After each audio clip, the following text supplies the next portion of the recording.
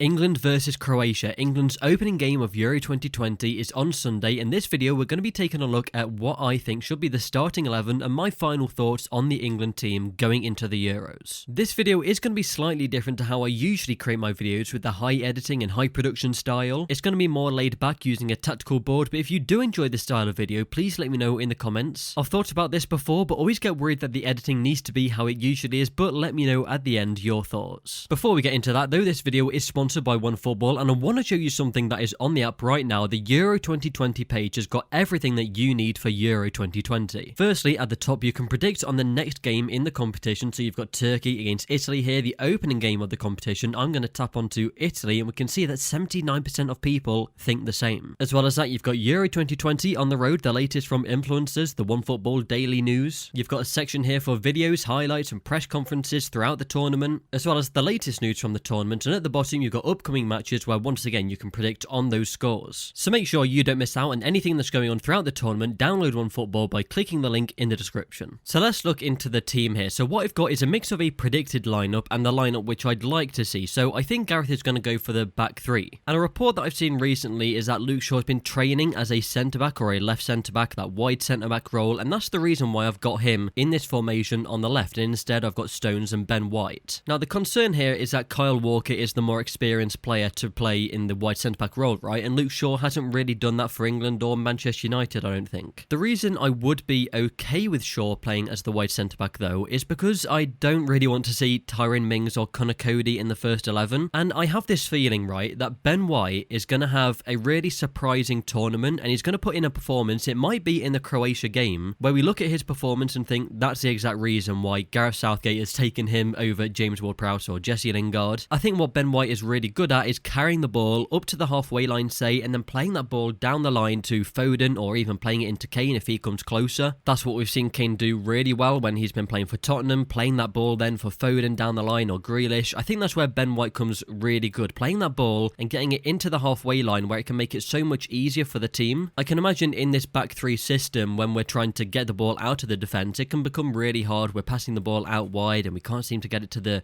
midfielders or up the field. So even though Ben White isn't experienced in this sort of environment, I think he can put in some really surprising performances which will be beneficial to England. So that's what I've gone with for the back three. If Luke Shaw does play left centre-back, if the reports are right, then Stones and Ben White are the two players I'd like to see alongside him. The fullback positions, well, instead you have Chilwell as the left wing-back instead of Shaw. There's not really too much difference between Shaw and Chilwell. Okay, you're losing out on Shaw's quality higher up the field, but like I say, there's not too much difference between that and having Chilwell right up here to create chances. On the right side, it doesn't really matter who you pick. You can pick Reece James, Kyle Walker will be on the bench, Kieran Trippier also. For this though, I have gone with Reece James, no particular reason, but maybe just reward him for that performance in the Champions League final with a start against Croatia. Then we look to the midfield and the attackers where it becomes a lot more difficult. You've got a lot of depth in these positions, but the midfield two that I have gone with here is Jude Bellingham alongside Declan Rice. I think what you get with Declan Rice is a player who will be a lot more disciplined and staying further back, where Bellingham has got that all-round quality. He'll be pressing high up the pitch. I haven't got Mason Mount in this team as you can see, but I think the pressing that you lose from Mason Mount comes in Jude Bellingham. But like I say, he's got a really well-rounded ability and I think that's the perfect matchup alongside Declan Rice. You could maybe look to bring in Mount, but I don't think he really goes in the central midfield partnership. Like if you had Declan Rice on the left and Mason Mount on the right,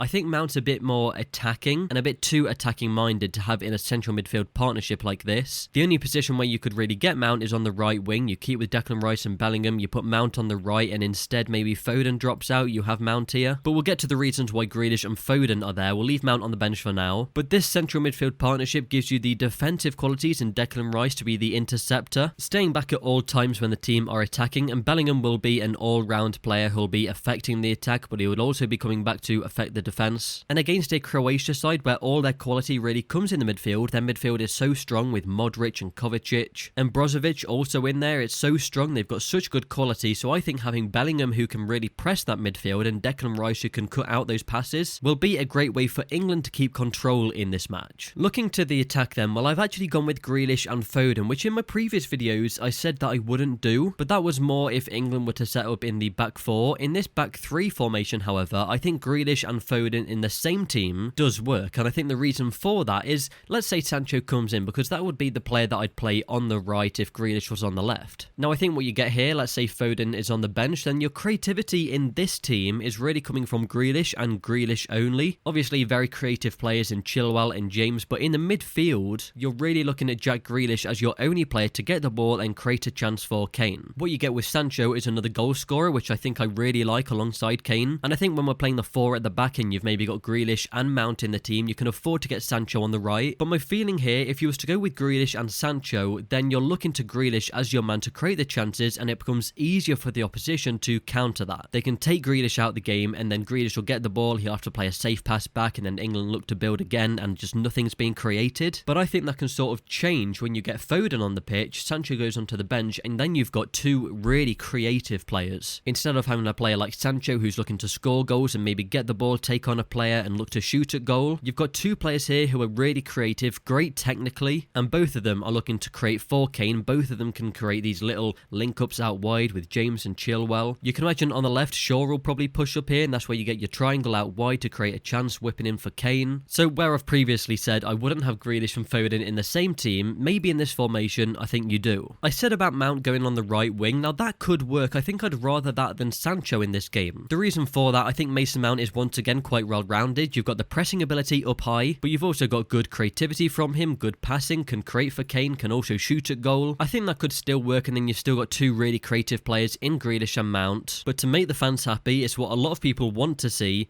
Get Foden on the pitch, get him on the same pitch as Grealish, and let's get off to a good start in the first match. Get those entertainment levels high, get the fans enjoying the football that England are playing. And also, a big factor to this first match is that England have never won the first game in a European competition. Well, in the European Championships, in the Euros, they've played 9 matches and not won their first match. I'm not sure if the players know about this, if Gareth Southgate knows about it, but if they do, and they've got that in the back of their minds, they can go into this first game and get a win. I think that will be so important for the mentality side of things, so go out there and win that first match against Croatia. This is my final lineup, but let me know yours in the comments. Let me know if you enjoyed this video and you want to see more of these throughout the Euros. Leave a like on the video if you did enjoy, that's a great way to show the support on the channel. And for more analysis like this, subscribe to Route 1.